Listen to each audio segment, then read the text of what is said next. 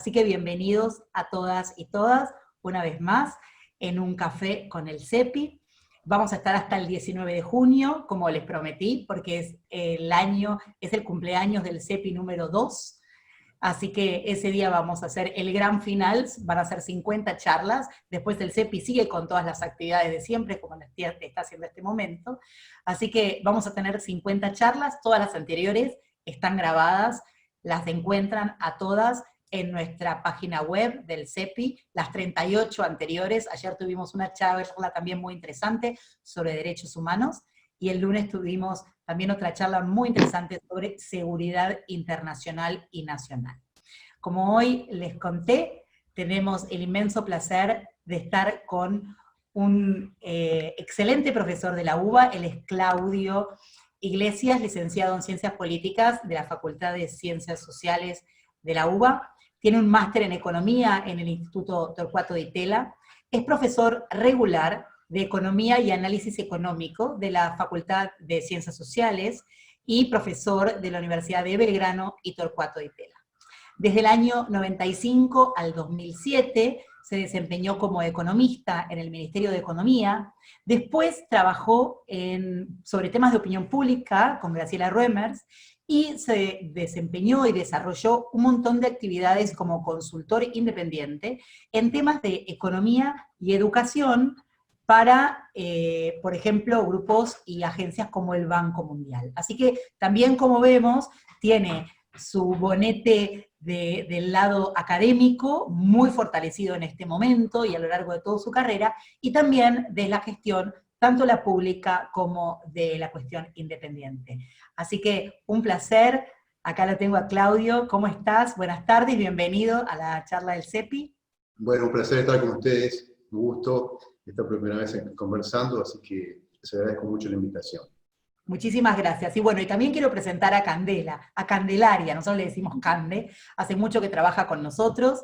Ella, como les conté, no solo está en el grupo más chico, digamos, de la coordinación de todas las actividades del CEPI, sino que también ella es y lleva a cabo la enorme tarea de coordinar uno de los 4 observatorios del Centro de Estudios de Política Internacional, que es el Observatorio de Economía Política Internacional. Ella es licenciada en Ciencias Políticas, tiene estudios de posgrado en Economía y Cuestiones Internacionales, ama la economía. Es raro que un licenciado en Ciencia Política le guste tanto la economía y tanto los números como a Cande, pero bueno, le agradecemos a Candela por estar presente todos los días, y especialmente hoy, que va a tener el gusto de estar dialogando con Claudio sobre los temas de interés de ese observatorio y de muchos de nosotros que estamos acá. Así que bienvenidos a los dos, y Cande, te paso la palabra para que empieces la charla con Claudio. Perfecto, gracias Lu. Bueno, Claudio, la primera pregunta a los que nos gustaría saber es cómo ves el impacto en las economías, tanto a nivel global como bajar después a nivel regional, y para poder pensar a lo mejor también el rol de Argentina y la posición de Argentina después de esta pandemia, de la cuarentena, del impacto de la cuarentena en el trabajo, si esto impactó o no, como que nos hagas una breve o tu perspectiva con respecto a la pandemia y cómo impactó esto en el comercio, la economía, el trabajo, etcétera. Ok.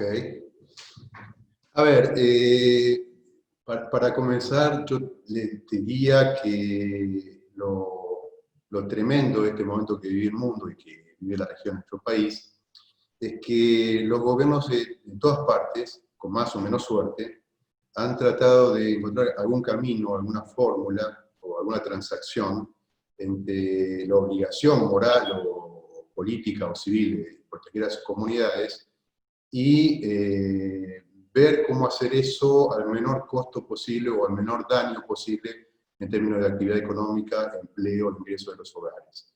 Bueno, no ha sido, no es y no será una actividad sencilla, y yo te diría que en ese contexto hay países que han hecho bastante mal las dos cosas, sin nombrarlos o mencionarlos porque esa no es la idea, pero que no han sabido cómo. Y hay países que han tenido relativamente más éxito en una tarea que es bastante ingrata, que es administrar la escasez y la vida, ¿no? A ver, yo te diría, en un extremo tenés las primeras reacciones como espasmódicas de países que no quisieron reconocer la gravedad de la situación. Brasil es un caso, me parece muy evidente de eso.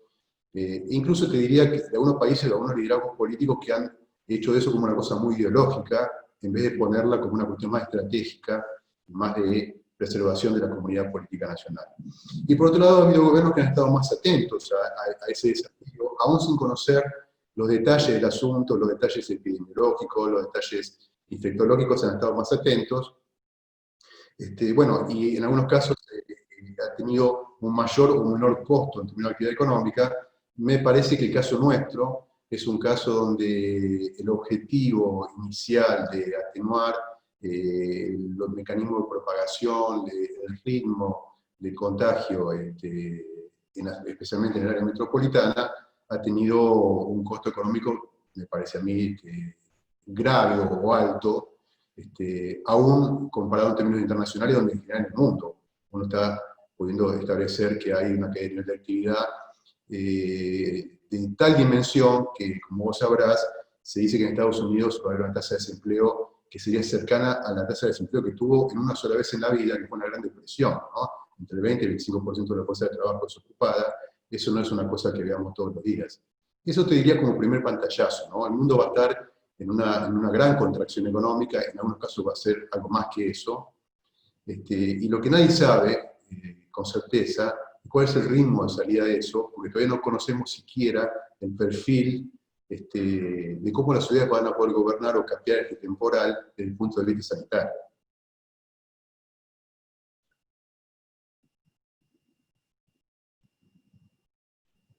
Está sin audio, Candelaria.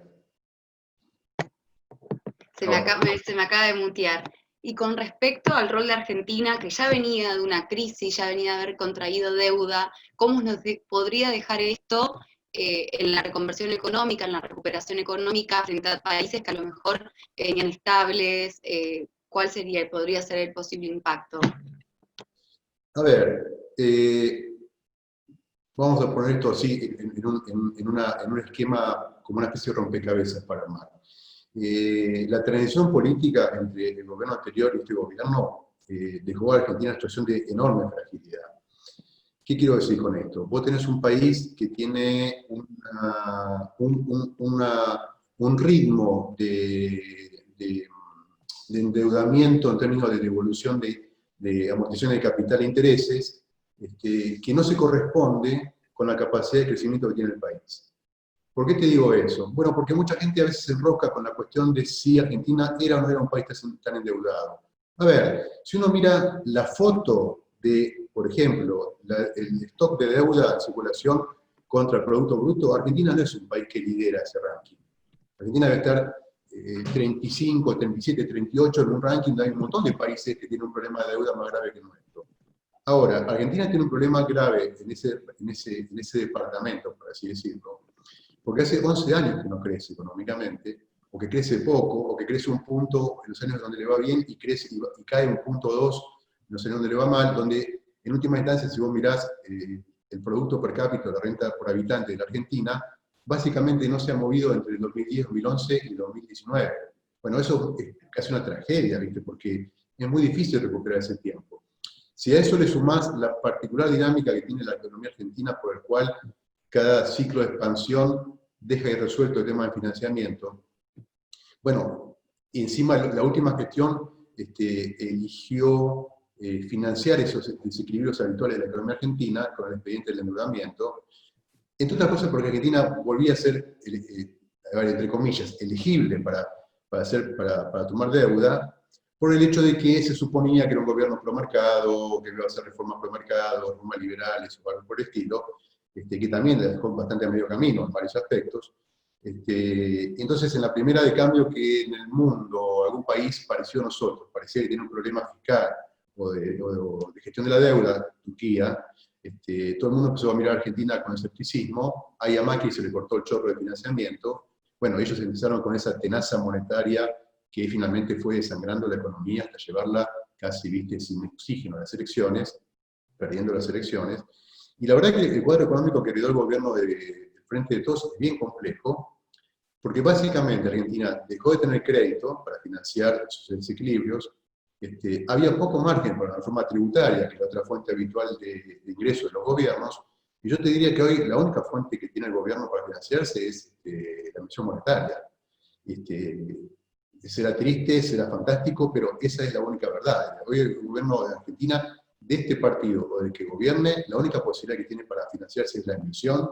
Bueno, y todos sabemos que eso tiene como una contrapartida de que por un lapso de tiempo vos podés financiarte con emisión, pero si eso no se corresponde en un mediano y largo plazo con la recuperación de la actividad, bueno, eso puede espiralizar el nivel de precio, la inflación. Entonces yo te diría, ¿qué sería deseable para Argentina hoy? Bueno, mucho más consenso, lo que yo veo en la política, mucho más conversación entre el gobierno y la oposición, y evitar hacer estas cuestiones que son demasiado graves y demasiado caras para el país, cuestiones de blanco-negro, de gobierno-oposición, de grieta y esas cosas, porque me parece que la deuda pública, el crecimiento a largo plazo, la reanimación de la economía, la reforma económica, es un objetivo de todas las fuerzas políticas, no de este gobierno, del anterior o del que venga.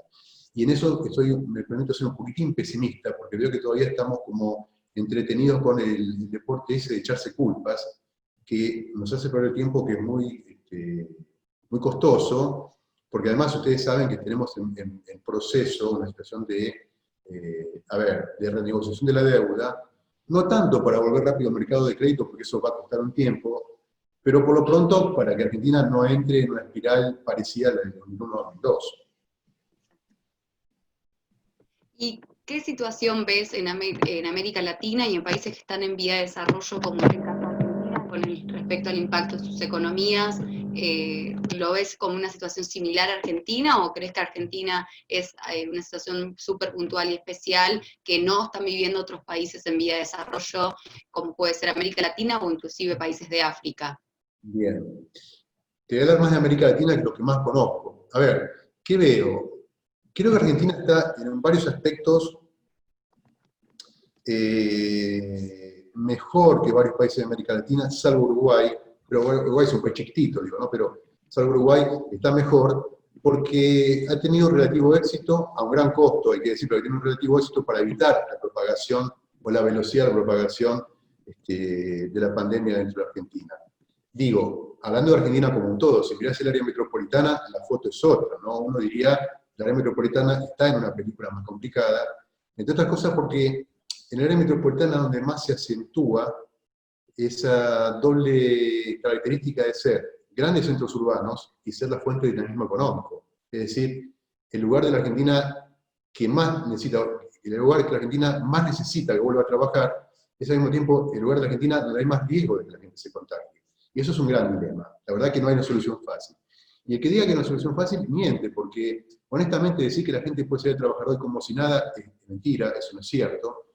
Pero también mantener a la gente sin edad en sus casas es inviable económicamente, porque no hay manera que un Estado sin financiamiento, sin recursos, como es el caso de la economía argentina hoy, pueda pagar sueldos a gente que no trabaja o ayudar a las empresas a pagar sueldos. Bueno, este dilema ustedes lo vieron, están en los medios de comunicación, están en los diarios, todo este tironeo entre el gobierno, las empresas, ANSES, AFIP. O sea, hay una situación compleja ahí.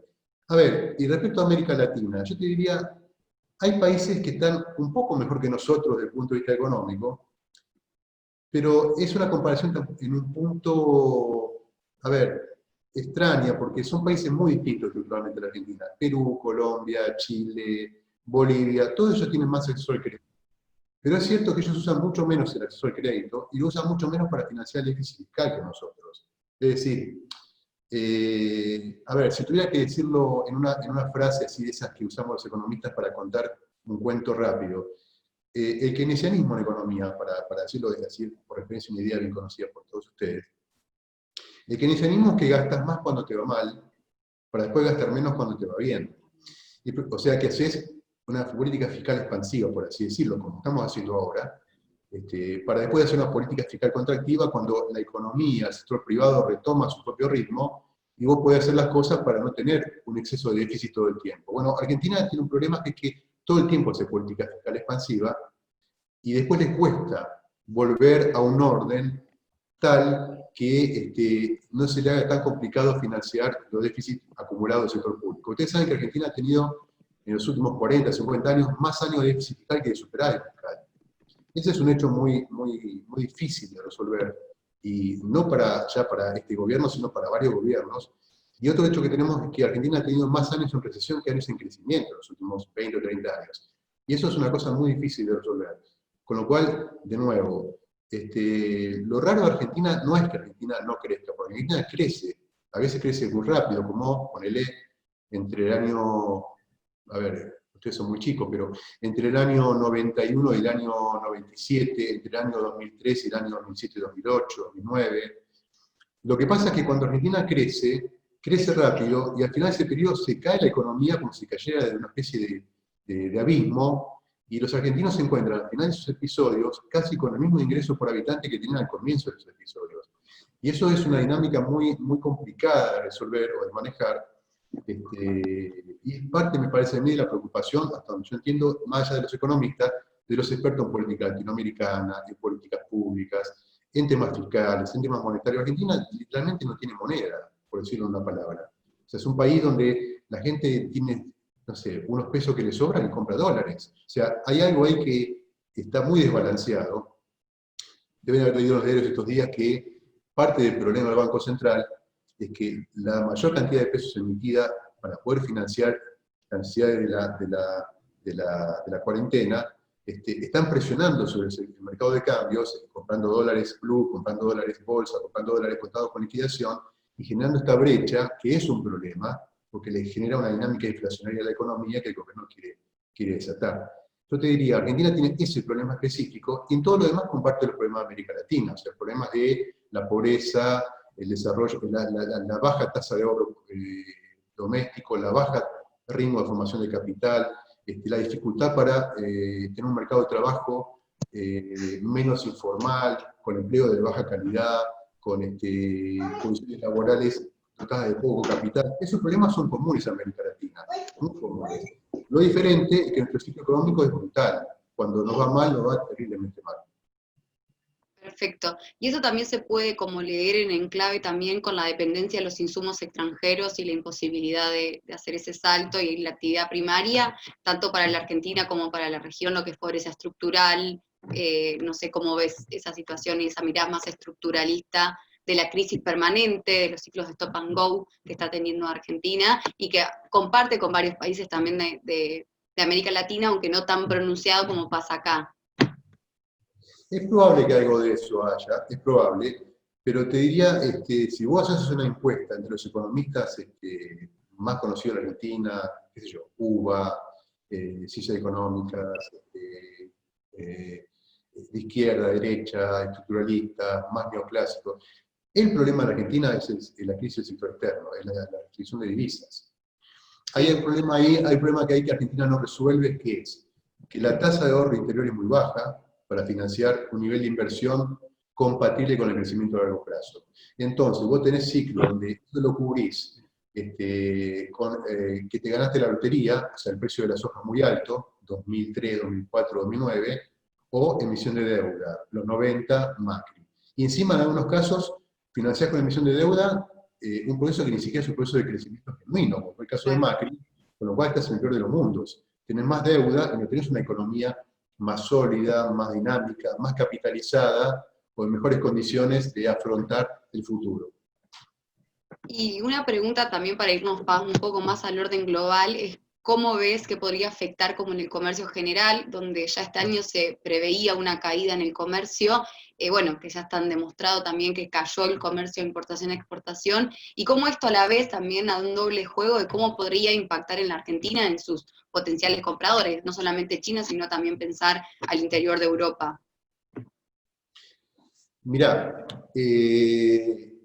todavía está por escribirse la historia de qué van a hacer los países con el tema del comercio. Es muy probable que como primer impulso los países tengan una reacción a cerrar sus economías. Las lecciones de la historia dicen que, por ejemplo, en la crisis del 30, para darte un ejemplo, los países que salieron más rápido de la crisis y que pueden establecer un sendero de crecimiento, de generación de empleo y formación de capital a largo plazo, fueron los países que se cerraron menos. por ejemplo, los países del norte de Europa, Noruega, Suecia, Finlandia, y los países que se cerraron y desengancharon su economía de la economía mundial les costó más. En principio protegieron un poco a sus industrias, pero después les costó más conectar con la onda de crecimiento de los años 40, 50 y 60, que fue el caso de Argentina. O sea, Argentina no tuvo una experiencia con la crisis del 30 equivalente a la de Estados Unidos. Si uno mira los datos de la economía de Argentina en el año 29-30, más o menos para la época del golpe de Estado que derrocó a Irigoyen, no fue tan brutal como Estados Unidos, pero medio como consecuencia del proteccionismo primero selectivo y después generalizado de los 40, bueno, a Argentina le costó conectar con la expansión de posguerra. Si vos mirás el crecimiento de Argentina de posguerra y lo comparás con el crecimiento del promedio de los países de América Latina, Argentina está siempre por debajo de eso. Y en parte esa situación es la que hizo que Argentina terminara desembocando en los 70, 80, en eso que llamamos la década perdida. O sea, Argentina pasó de ser un país de renta media alta hasta los 60, ponele 50, 60, a ser un país de renta mediana apenas, y después ser un país de renta mediana superado por Chile en los años 90. A ver, yo no sé qué va a pasar con el comercio mundial ahora. Es muy probable que el proteccionismo vuelva. Lo que no sé es si eso va a ser una herramienta para proteger el empleo, el capital, el trabajo de nuestro país, o si va a ser una herramienta que va a terminar aislándonos en el momento en que la economía vuelva a cobrar ritmo, porque eso ya nos pasó. Ahora, ok, es verdad que uno no puede hacer un pronóstico del futuro mirando para atrás. Yo no podría decir que, mirá, si se repite la historia de los 30 y los 40, Argentina se va a equivocar si cierra la economía. Porque en una de esas ahora distinto y le funciona un esquema relativamente más cerrado.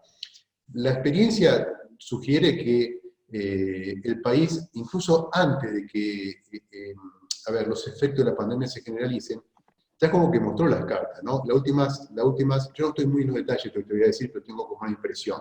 Las últimas novedades que son de Argentina corriéndose del acuerdo entre Mercosur y la Unión Europea, es medio como que está avisando para dónde quiere ir, y pareciera que donde quiere ir y donde va siempre, que es tener una economía un poquito más autárquica y más cerrada que la de sus vecinos comerciales.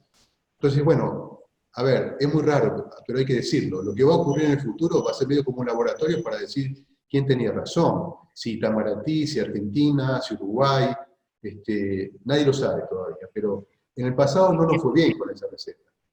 Justo mencionaste dos cosas que me interesaría como profundizar. Uno se trata sobre el trabajo en general, el impacto del COVID en el trabajo a nivel global, y otro, en segundo lugar, como el posible impacto que podría tener el acuerdo Unión Europea-Mercosur en situaciones normales y qué podés ver para ahora, como en esta situación del COVID se va a ver detenida, y cómo se puede dar también la conjugación de estas variables. Por un lado, el trabajo, y por otro lado, si podría tener un impacto negativo este acuerdo en el interior del país también en el trabajo, o en los países de la región también. Ok. A ver, es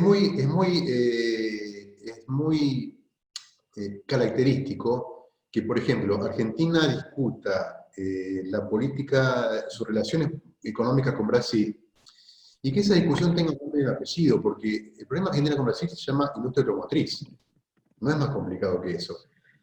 Entonces vos fíjate, es muy difícil que un país se imagine el futuro de su economía, de sus industrias, sus servicios, de sus puestos de trabajo, de sus proyecciones estratégicas, cuando lo único que podemos hacer, y tal vez no podemos hacer algo muy distinto, quiero anticiparlo, no es que me imagino que sean posibles todas las cosas que serían deseables, pero es muy difícil que vos puedas abrirte camino al mundo cuando siempre tu estrategia es muy defensiva. Es decir, bueno, mira, yo tengo acá protegiendo mi industria automotriz y me siento a discutir con vos, Brasil, Paraguay, Uruguay y Bolivia, pero no me muevo es muy difícil porque siempre esos procesos implican una reasignación de roles, de funciones, desplazamiento de industrias, relocalizaciones. Claro, el problema es que en un contexto como el que nosotros enfrentamos con Brasil, donde Argentina siente todo el tiempo la presión de esa economía y la escala de esa economía sobre nuestra, es bastante tentador lo de proteger lo que tenés y no pensar más allá del presente. Lo que digo es que va a ser muy difícil que la economía argentina genere nuevos puestos de trabajo, nuevas industrias, puestos de trabajo que impliquen mayor capital humano, mayor capital por trabajador y por lo tanto mejores salarios, si siempre pensamos en defender lo que tenemos. Y lo que tenemos es la industria automotriz y un poco el complejo industrial asociado a esa, un poco más, y después la economía que no necesita del Estado ni nosotros, que es la exportación de materias primas, en lo cual Argentina es competitiva y eficiente, y lo que ocurre es que ese sector no nos interesa tanto. A ver, les interesa a los agentes que hacen plata en ese sector, pero a los que pensamos sobre la economía y la política debería interesarnos más, porque Argentina debería industrializar eso. Para que no nos acordemos del sector solamente para cobrarle impuestos cuando les va bien a ellos, cuando los precios de las materias primas van por las nubes, y que después lloran pobreza cuando las materias primas se caen y los impuestos que pagan son muy altos. Entonces me parece que una manera de salir de esa encerrona entre cobrarle impuestos al sector primario cuando les va bien para financiar el sector que nos cuesta proteger como la industria automotriz, sería pensar cómo neutralizar la producción primaria de Argentina, que es un tema muy pendiente, muy postergado, sobre el cual muchas veces hablamos y se avanza poco. Fíjate, en los 90, cuando ibas a un supermercado en Argentina, estaba muy de moda toda la apertura económica en los 90, ustedes se van a acordar, yo era una cosa, una locura de fideos, latas, todas esas cosas. La gente estaba enamorada de las sopas Campbell, porque además las sopas Campbell son un ícono de la cultura pop, o sea, están los afiches de Andy Warhol, no, de las sopas Campbell. A ver, Argentina podía fabricar sopas Campbell, Argentina podía producir alimentos enlatados, envasados, venderlos, generar mucho trabajo, y sin embargo seguimos vendiendo productos primarios. O sea, la pregunta es, ¿cómo es que la política, el Estado, el sector de ciencia y técnica, los partidos políticos no asumen eso como una causa nacional? Eso para mí es un gran interrogante. Sí. ¿Viste? Sí, Porque estás si no planteando parece... la idea de la importancia de crear un perfil productivo acorde a las características que tiene el país y la posibilidad de desarrollarse a partir de eso. Eso hizo Bolivia, eso hizo Chile, eso hizo Perú. Más bien, más mal, más o menos como le fue saliendo, pero eso hicieron. Dijeron, ¿en qué somos buenos? ¿Qué sabemos hacer? ¿Qué podemos vender al mundo? ¿Qué le interesa comprarnos? Y no se pusieron a fabricar, ponerle teléfonos celulares en una habitación, en una ciudad abandonada de Bolivia o de Chile. Eso no importa, no puedes producir esas cosas, que sos malo haciéndolo, sos caro, le pones un precio excesivo a tus consumidores para proteger a la fábrica que tenés en un cuarto en Tierra del Fuego. Entonces, esas cosas no las pensamos bien. Ahora, a ver, yo digo esto y me escucho decirlo, y yo entiendo por qué ocurre. Si vos sos gobernador de Tierra del Fuego, Candela, o si yo soy gobernador de Tierra del Fuego, y yo tengo la industria de tipos que arman teléfonos con piezas importadas, le ponen una cajita que es un argentina y lo venden, ese señor probablemente esté defendiendo los únicos puestos de trabajo que tiene. O sea, eso es entendible. Lo que digo es que el país tiene que tener una estrategia de desarrollo que le dé a ese gobernador una alternativa y que le dé a esos trabajadores una alternativa a producir cosas de manera eficiente, caras, que terminan pagando con un precio excesivo los consumidores de su parte de la Argentina. Ese es un problema muy argentino. Y no Claro, pero una respuesta puede decirte que la reconversión va a ser muy difícil y muy larga y es como una respuesta cotidiana que se puede escuchar y que también tiene una base súper sólida, que decir, bueno, reconvertir la matriz productiva no es tan fácil, el impacto en las economías, por ejemplo, en el armado en la producción automotriz y de autopartes, o sea, que genera trabajos, pueden ser trabajos perdidos, entonces como, bueno, siempre hay como una doble respuesta a eso, que también tiene sus bases, pero bueno, también considero que es súper necesario. Podemos ir a las preguntas, Karina creo que tiene una. Sí, acá muy interesante todo lo que están conversando. Muy interesante y a veces doloroso, ¿no? Escuchar 11 años que la Argentina no crece, años de déficit fiscal, años de recesión, problemas de deuda externa, cuestión con el default, visión cortoplacista, que era lo que estaban hablando recién, ¿no? No integral de la producción argentina y una visión siempre cortoplacista y no integral de cómo hacer la reconversión, a pesar de que nos cueste, porque obviamente es muy difícil. La verdad que seguramente por eso no estudié economía, porque es un tema súper complejo y la Argentina es un problema doblemente complejo. Y ahora con la pandemia, la verdad que creo que nos está creando varios desafíos, no solo en lo económico, sino también en lo social, porque lo económico de alguna manera lo que hace es impacta en el desarrollo y en lo social, que es lo más terrible. Vamos a pasar a Karina Meneghetti, también es miembro del CEPI, del Observatorio también de Economía Política Internacional, es docente de temas económicos, colega mío en temas de defensa, así que Karina, si estás por ahí, me gustaría que vos hagas la pregunta. Bueno, buenas tardes, Claudio, ¿cómo estás? Bueno, A mí me pasa, digamos, como economista, que siento que además de la crisis que estamos viviendo en esta pandemia, a nivel económico, también estamos viviendo una crisis a nivel teórico. O sea, es como que uno no puede recurrir a un libro y encontrar la respuesta y encontrar el camino que tiene que seguir un país después de esta pandemia, porque es algo nuevo para nosotros, que hasta ahora nunca había sucedido, que una pandemia tenga este nivel de afectación sobre la economía a nivel mundial. La pregunta es la siguiente, ¿qué escuela de pensamiento pensás vos que nos puede llegar a brindar un acercamiento hacia alguna solución post-pandemia COVID? ok. Mira, yo te voy a contestar con mi propia perplejidad sobre ese tema. Cuando yo enseño a los alumnos de los cursos de macroeconomía demanda de dinero y el funcionamiento de la economía monetaria, y les explico cómo funciona la relación entre la tasa de interés real, los bonos, la demanda de dinero, la política monetaria expansiva, contractiva, termina la conversación y me dicen los chicos o las chicas, ¿y cómo es en Argentina? Y en Argentina nunca funciona como funciona en el resto de los países del mundo. Entonces digo, no, mira, acá es distinto, acá es distinto. A ver, Karina, yo lamento decirte, creo que vamos a tener que inventar nosotros las ideas. Y probablemente en eso tenemos que ser al mismo tiempo ortodoxos y heterodoxos, keynesianos y neoclásicos, estatistas y privatistas, y básicamente ser muy prejuiciados, porque los problemas que tenemos son tan extremos y tan graves y de una dimensión tan poco comparable, en un mundo que además tiene problemas extremos e inusitados, que lo último que yo se me ocurriría hacer es ponerte un corset para decirte, mira, no, creo que esta es la parte de la biblioteca que sirve y esta no, hay que leer a Prebisch, pero no a, no sé, a Olivera, o hay que leer a, qué sé yo, Canistrot, pero no a Neil Heyman. Yo creo que hay que mirar todos los que estudiaron, todos los que se esforzaron, todos los que trataron de entender un poquito más de la economía argentina y aprender un poquito de cada uno de ellos. Obviamente, voy a tratar de aprender más en aquellos en que le tengo más confianza, pero te diría, es casi una cuestión sobre una base de caso por caso, eso, no tengo una regla de oro para darte.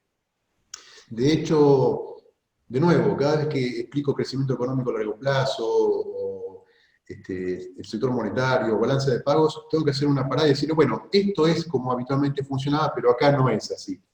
Y cuando digo eso, obviamente me siento comprometido con los chicos, porque si no es una chantada, al traer los datos de lo que hay en la página del Banco Central, en el INDEC, y tratar de armar una historia que nos deje a todos contentos y explique algo de la angustia en que vivimos. No hay un manual para la Argentina. Pero, a ver, a diferencia del chiste famoso de que está la economía capitalista, la comunista, Japón y la Argentina, yo no creo en eso. Vieron que hay un chiste que dice eso, ¿no? Están las economías de mercado, las economías planificadas, Japón, o sea, una economía rara pero que funciona, y la Argentina, una rara que no funciona. A ver, yo no creo que seamos la hoguera de los manuales de economía. Lo que digo es que probablemente las respuestas a los problemas de la Argentina no están en los manuales de economía, porque probablemente el problema de Argentina no sea un problema económico, sea un problema de otro orden, social, político y después económico.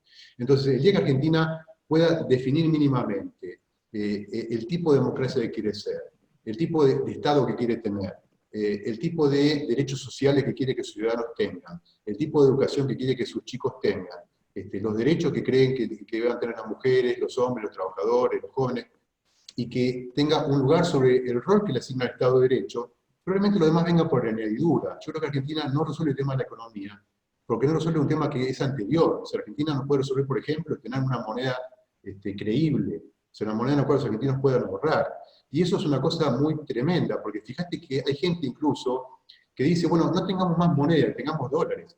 Hay gente que dice eso, ¿no? Ustedes escuchan en la televisión que hay gente que dice, ¿por qué no cerramos el Banco Central? Bueno, ok, si eso es parte de la discusión, ustedes fíjense que no hay piso para esa discusión. No es que hay un piso donde todos decimos, che, no, pará, no digamos pavadas, un Banco Central tiene que haber, se creó en 1935, tiene 85 años de antigüedad, capaz que funciona mal, reformémoslo, pero dinero tenemos que tener, moneda propia. O sea, está eso en discusión. Ustedes saben que hay gente que preferiría dolarizar la Argentina. Sí, Como hizo Claudio, Juan, como eso hizo es Panamá. también una expresión de soberanía, tener una moneda propia, ¿no? Es una Y expresión tener de un soberanía, margen, es una gran claro, herramienta de política económica, si fuera a ser usada. claro, y es un margen de tener no soberanía, sino también margen de, como ahora estamos haciendo, ampliar la base monetaria en una Para situación de financiar al necesidad, gobierno, absolutamente. ¿no? Pasamos, Absolutamente. si te parece, a una pregunta muy interesante que te quiere hacer Melanie Casellas. Sí, claro. Melanie, ¿estás ahí? Gracias, Cari, por la pregunta. Sí, buenas tardes. Mi pregunta era si usted considera que, tal y como sucedió, según lo que usted explica durante la crisis de 1930, los países que mejor saldrán parados serán aquellos que menos cierran sus economías. Mirá, eso es una lección de la historia. Yo le decía a Candelaria, yo no sabría si iba a ser igual, pero lo que yo sé es que los países que cerraron menos las economías se contagiaron más rápido de la renovación del crecimiento. Yo no sé cómo va a ser esta vez. Pero, a ver, y además entiendo por qué estamos alertas con eso. Hoy abrir la economía también es abrir el movimiento de personas y abrir, por ejemplo, la cadena del contagio. Esto es una realidad. O sea, abrir la economía quiere decir que haya aviones que vuelen a todas partes. ¿Ustedes vieron ese diagrama que hay en un sitio de internet donde ves el tráfico aéreo digamos, minuto a minuto, en tiempo real? Era muy impresionante, porque mientras todo el mundo se apagó, América del Sur se apagó, Chile se apagó, gran parte de Brasil se apagó, el sur de Estados Unidos, Miami, Chicago, Delaware, New York, era un enjambre de aviones que se movían, y yo miraba y decía, están todos locos, se van a morir. O sea, porque hay gente que se está moviendo, que se está exponiendo a ser contagiada. A ver, una economía viva es eso, es ese mapa de los aviones moviéndose todo el tiempo. Está claro que hoy eso no puede ocurrir, porque los gobiernos tienen que priorizar una cuestión de orden básico ahí, que es la vida de la gente. Entonces yo no sé hoy cómo es, Melanie. Lo que digo es, sería raro que la vía de crecimiento de la Argentina, y ahora déjame que piense en la Argentina nada más, venga de la mano de una economía cerrada, de una economía que no articule algún esquema comercial con sus vecinos y con el mundo, y de un país que no resuelva, en algunos términos mínimamente satisfactorios, algún trato con los deudores, entre otras cosas porque no es verdad que no lo necesitemos. O sea, cada tanto nos agarra esa idea de que, bueno, ok, no paguemos nada, vamos al default, después vemos, tiramos esto bajo la alfombra. Pero la verdad es que no es cierto eso. Porque tanto cuando la Argentina creció entre 2006, bueno, 2007, 2006, y 2008, 2009, 2010, como en la experiencia del gobierno de Macri, en los dos periodos presidenciales, Argentina usó el mecanismo del financiamiento externo para cosas diferentes. Para algunas cosas parecidas, para financiar el déficit fiscal, y a veces para cosas diferentes. Con lo cual, eso quiere decir que Argentina necesita de eso. Entonces, si necesitamos de eso, no es una buena estrategia hablarles a esos tipos como si no los necesitáramos. O sea, hablarles como si nos debieran un favor. En realidad le demos plata, lo que tenemos que decirles es que no les podemos pagar, porque eso es así, no les podemos pagar. El país hoy no puede pagar los vencimientos de deuda ni los intereses que tiene. Ahora, algún acuerdo con los bonistas hay que hacer para que Argentina eventualmente, cuando vuelva a crecer, tenga abierta la puerta del banco y pueda hacer su tarjeta de crédito. Es más o menos así de sencillo el asunto. Totalmente. Acá, gracias, Melanie, por la pregunta. Acá tenemos una pregunta de Ricardo. Ricardo, si querés hacer la pregunta, y después Nicolás. Bueno, muchas gracias, Luciana, muchas gracias, Claudio, por toda tu explicación. Y tomando en consideración estos elementos que has mencionado sobre cerrarse, sobre el problema de abrir la economía, y dado que habías mencionado el tema de Brasil, quería puntualizar un poquito más en ello. Efectivamente, abrir la economía genera un riesgo, y Brasil es nuestro principal socio comercial, y hoy en día está posicionado como uno de los países con peores casos de coronavirus a nivel global. Lo que significa de que abrir nuestra economía con ellos también es un riesgo para nosotros y pondría en peligro toda la estrategia y todo lo que hemos avanzado en nuestro control de cuarentena. ¿En qué sentido crees que esta disparidad de estrategias, o sea, puede de alguna manera afectar las oportunidades de crecimiento de Argentina en un futuro? Es nuestro principal socio comercial y quizás si ellos no pueden abrir su economía, quizás nosotros, tengo dos dudas. O tendríamos problemas para poder crecer porque nuestro socio efectivamente no lo puede hacer a la par nuestra, o quizás es una oportunidad para Argentina para de alguna manera enfrentarse a un escenario en el cual Brasil no no tenga ese peso que usualmente suele tener. Gracias. A ver, Ricardo, Sí. yo te diría, mira, el Mercosur fue una idea de unos cuantos presidentes sudamericanos cuando nuestros países estaban saliendo de una cosa que se llamaba industrialización por sustitución de importaciones. Algo que entre nosotros empezó más o menos con el primer peronismo, siguió con Frondizi, incluso con algunos gobiernos militares, y se empezó a desarmar en los años 80, 90. A ellos les pasó algo parecido.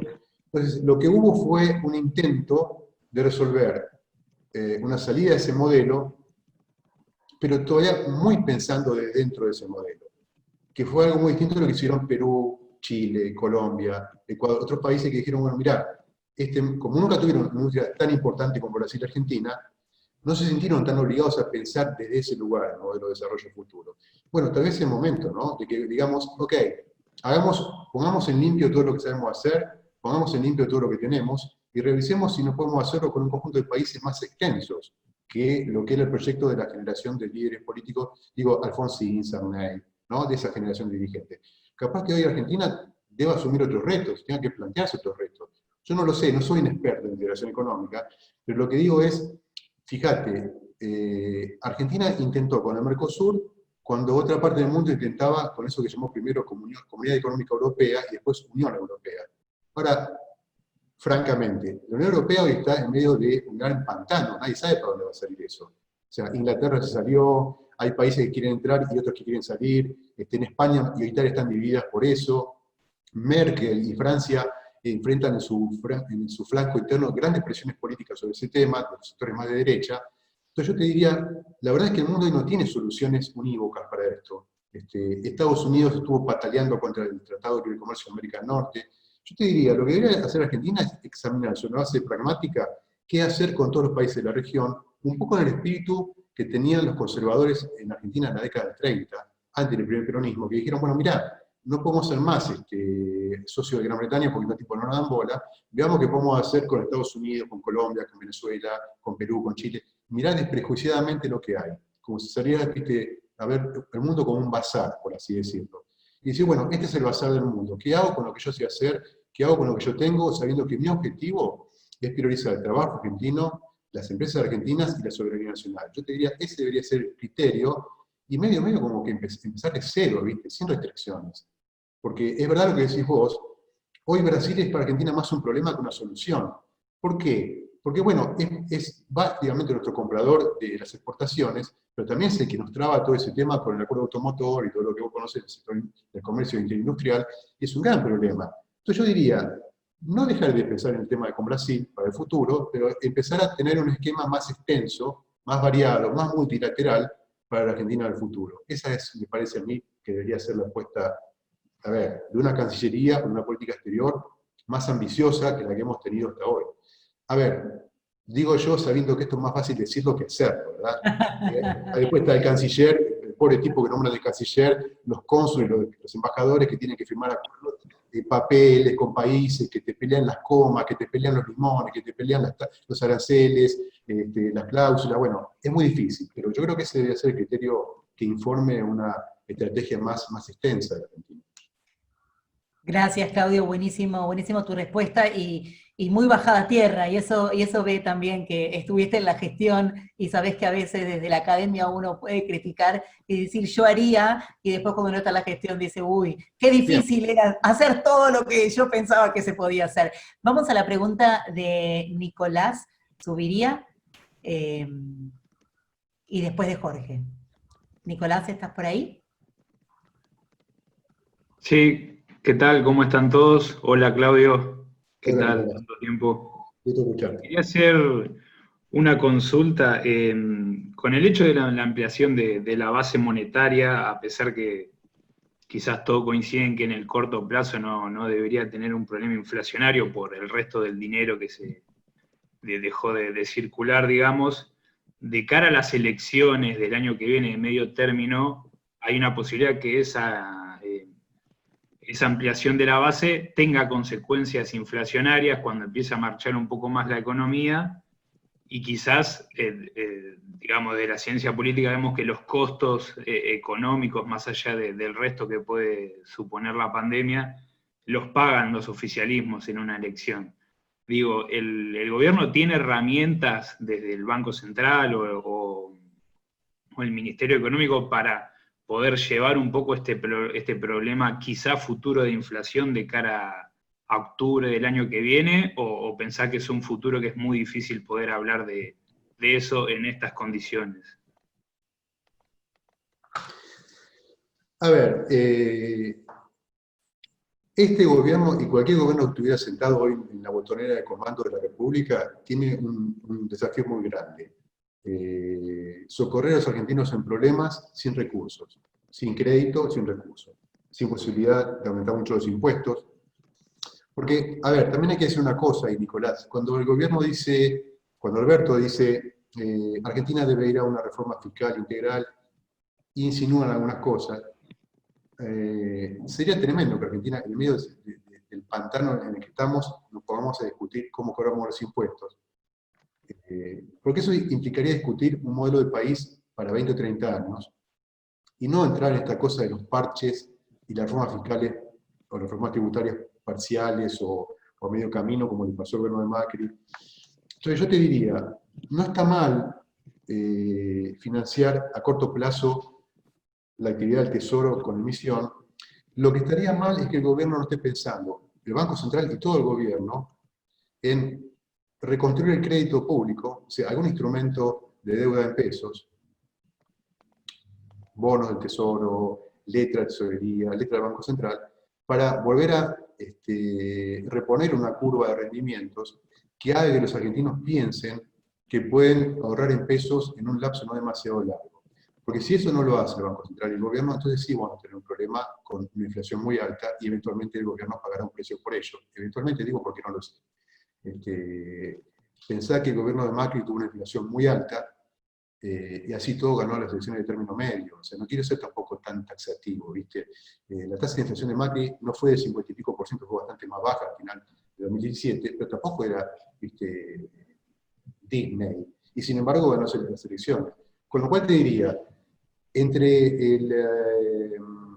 el apretón económico que le pone a la situación la gran contracción de actividad económica y la situación que vivimos, sería muy raro que la emisión descomunal que hubo de pesos se traslada a precios. Obviamente, si la economía argentina vuelve a recobrar el aliento, ponele, es el primer trimestre del año que viene, y el gobierno va a tener que hacer algo para poder esterilizar todos esos pesos emitidos si no quiere que eso le genere una inflación interanual del orden del 50 al 60%. Igual creo que es muy pronto para decir. Muchísimas gracias. Claudio, vamos a la pregunta de Jorge, por favor. De Jorge Moreno. Sí, ¿cómo estás? Buenas tardes, Luciana. Buenas tardes, Claudio. Muchísimas gracias por la presentación. Un saludo desde Lima, Perú. Claudio, yo quería hacerte una consulta pensando como región, ¿no? De que a pesar de los esfuerzos realizados en las últimas décadas, en América Latina continuamos siendo países con economías primarias, altamente dependientes de los precios de los commodities, que dicho sea de paso que se han venido abajo por la pandemia, rezagados industrialmente, con bajos niveles de educación técnica. Al mismo tiempo, en el campo político, estamos en un momento que existe decepción con las políticas neoliberales y socialistas, tanto del Consenso de Washington como del Foro de Sao Paulo. Esto ha generado en varios países el año pasado revueltas, movimientos sociales, un poco como que América Latina, que no se ha logrado adaptar a la globalización, los países asiáticos se han especializado en base a su mano de obra barata, tecnología, robótica. El mercado sigue siendo principalmente en los países del hemisferio norte, y acá por lo menos en Perú le tenemos pánico a la crisis de la deuda por las malas experiencias de los años 80, 90, donde alcanzamos altos niveles de endeudamiento externo, tuvimos que refinanciar la deuda, pero ese refinanciamiento que al final fue para pagar al Club de País y a los acreedores, y finalmente como que no quedó mucho. Entonces que mi pregunta es, tendríamos de que estar pensando en, bueno, lo que nos falta quizás es pensar a largo plazo, más que en el periodo de gobierno de cada político que está armando su país, ¿no? Pero que mi pregunta es, ¿deberíamos cambiar quizás el modelo de desarrollo, ¿no? Como tú mencionabas, buscar especializarnos en qué somos buenos, dejar de repente de querer competir haciendo algunos productos? Gracias. Gracias a vos, Jorge. Mirá, te voy a contestar con una metáfora, porque es una pregunta hiper interesante, pero casi inabarcable de responder la que me haces. Pero te voy a contestar con una metáfora. La primera vez que yo vi funcionar una bicisenda en el mundo fue en la calle de Ámsterdam, que ellos tienen carriles para el transporte público, el tranvía, otro carril para autos, y un carril para bicicletas igual de amplio que el carril para autos y el carril para el transporte público. Es decir, no es que los tipos un día dijeron, che, vos sabés que en el mundo se puso de moda que la gente ande en bici, y metieron a los ciclistas digamos, en un espacio de 50 centímetros contra el cordón, como es en Argentina. Lo que quiero decirles es, ellos tuvieron una idea de cómo moverse en la ciudad. Entonces vos ves a los señores, las chicas, que van vestidas con ropa de oficina o de trabajo, llegan a las periferias de la ciudad, dejan el transporte público, agarran una bici que tiene un lugar donde las guardan, y se van andando en bici hasta el trabajo, pero los lugares por donde andan son lugares seguros, hay mucho espacio, no hay ningún riesgo de que lo lleve por delante una moto, un señor que hace la entrega de la distribución de los almacenes. Es decir, ahí hubo un plan para vivir. Mi sensación, yo no conozco los detalles de tu país, pero mi sensación, lo que a mi país toca, es que lo que hacemos es copiar ideas que en otras partes se aplicaron, que no son en sí mismas malas ideas, pero son ideas que ni siquiera nos tomamos el trabajo de traducirlas, de adaptarlas, de ponerle los detalles que tienen que ver con la coloratura local. Entonces vos te va a pasar, si un día venís a Buenos Aires, si no has venido todavía, espero que algún día puedas hacerlo, si no lo hiciste, cuando el mundo se vuelva un poco más habitable de nuevo, te vas a encontrar que hay calles de la ciudad de Buenos Aires, donde hay autos estacionados arriba de un lugar donde supuestamente tiene que ir la bicicleta, el camión que baja los cajones de leche le impide al señor que va con la bicicleta. Bueno, es toda una gran anarquía de la ciudad tradicional y las buenas intenciones que copiamos, sin averiguar mucho, ni adaptar demasiado a la realidad de la ciudad de Buenos Aires, que es una realidad muy latinoamericana, como es muy latinoamericana la realidad de Lima, o la de Santiago de Chile, o la de Río de Janeiro, San Pablo. Entonces digo, mi preocupación no es tanto que miremos lo que hacen los demás, sea eso libre mercado o el anti-libre mercado, sea eso la economía de los servicios. Lo que más me preocupa es que no hagamos un esfuerzo por adaptarlo a nuestra realidad y que no hagamos el menor esfuerzo por poner en conexión el trabajo de adaptar con lo que hacen los vecinos, porque Argentina debería poder aprender más de Perú, o de Chile, o de Brasil, o de Uruguay, probablemente, que de cómo hace la política monetaria el Banco de Inglaterra, que debe ser muy distinto, porque muy distinto la vida cotidiana de un país como esos. Por eso yo le decía hoy a Karina, creo que me dijo, ¿qué manuales de economía? Yo creo que es menos una cuestión de qué manuales de economía leemos, a qué dispuestos estamos a ponernos a experimentar con cosas que no hicimos antes. Porque si ustedes lo piensan un poco, tanto los periodos donde creemos que nos va bien, como los periodos donde creemos o no creemos, nos va mal, son más o menos cosas repetidas, no es que hacemos cosas muy distintas. O sea, cada tanto le cobramos impuestos a unos tipos que creemos que le va demasiado bien, hasta que no le podemos cobrar más. Y después lo que hacemos es devaluar. Cada tanto emitimos deuda, porque decimos que en el futuro vamos a modernizarnos y vamos a poder pagar el servicio de la deuda, como es una economía más moderna, abierta y diversificada, no lo somos y tenemos una crisis de la deuda.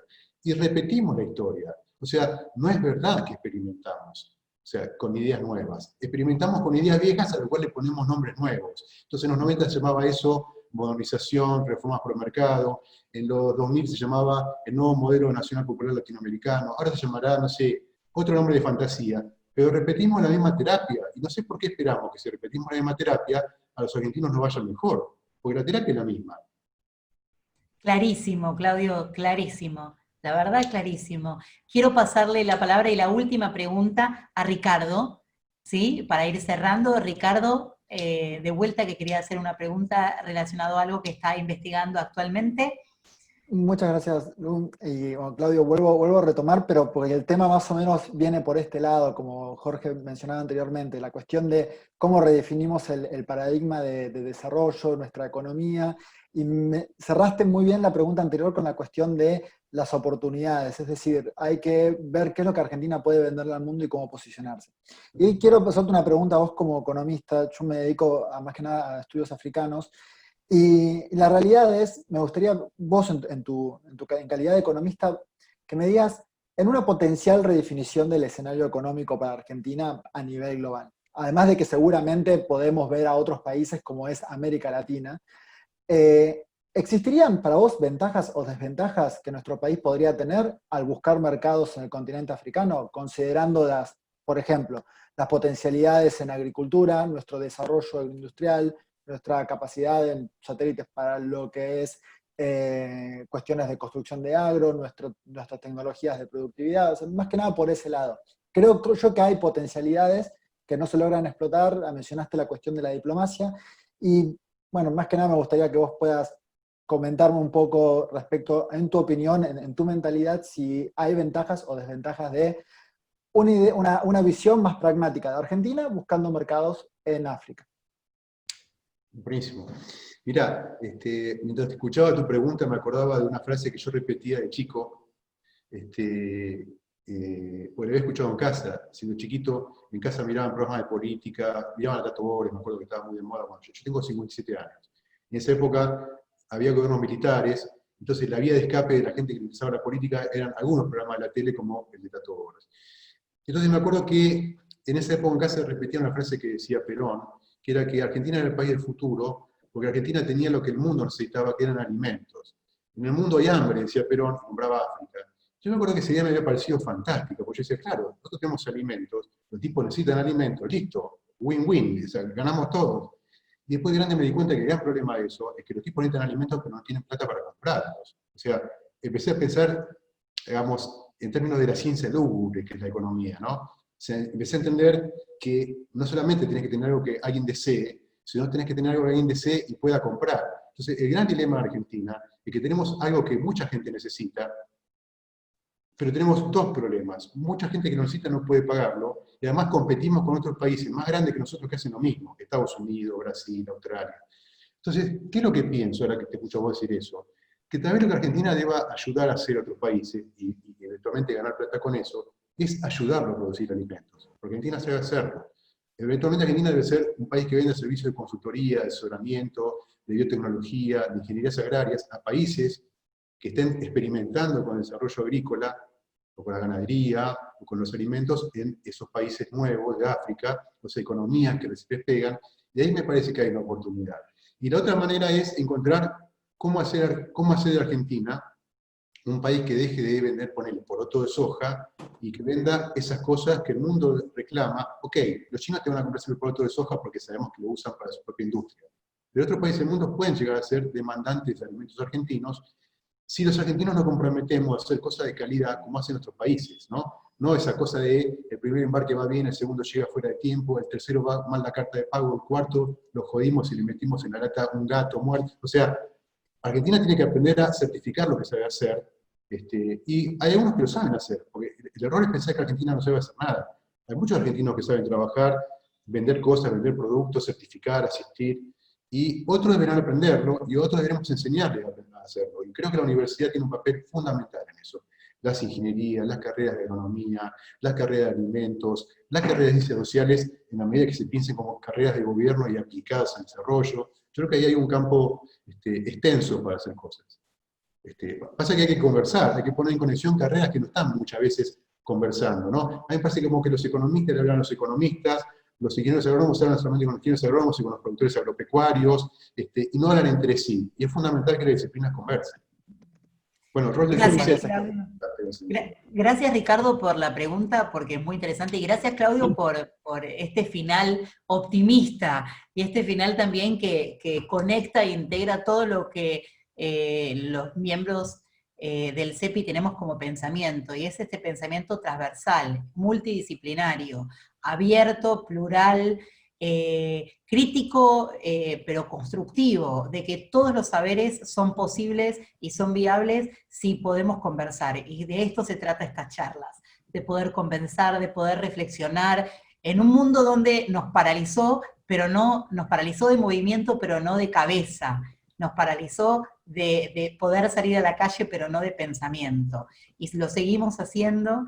Retomo algo que estuvimos hablando hoy es el día del aniversario de los 250 años del nacimiento de un gran prócer argentino que fue Manuel Belgrano, que fue, creo, el primer economista, a pesar de ser abogado, fue también economista y diplomático, y él hablaba mucho de la educación, como vos recién lo hablaste. Creo que, como vos dijiste, toda crisis tiene oportunidades, pero tenemos que tener profesionalismo para poder comerciar, como vos bien dijiste, visión estratégica y a largo plazo, multipartidario, y visión sistémica, de poder hacerlo desde los organismos adecuados y desde la gestión, pero siempre con una educación, y no solo pensando en un crecimiento económico, pero en un desarrollo de la sociedad, que eso es clave, porque si no nos quedamos solo con un crecimiento económico que después no derrama en un bienestar de la sociedad, que eso ya lo aprendimos, lo vemos viendo desde los objetivos del desarrollo del milenio, ahora los objetivos de desarrollo sustentable con Naciones Unidas.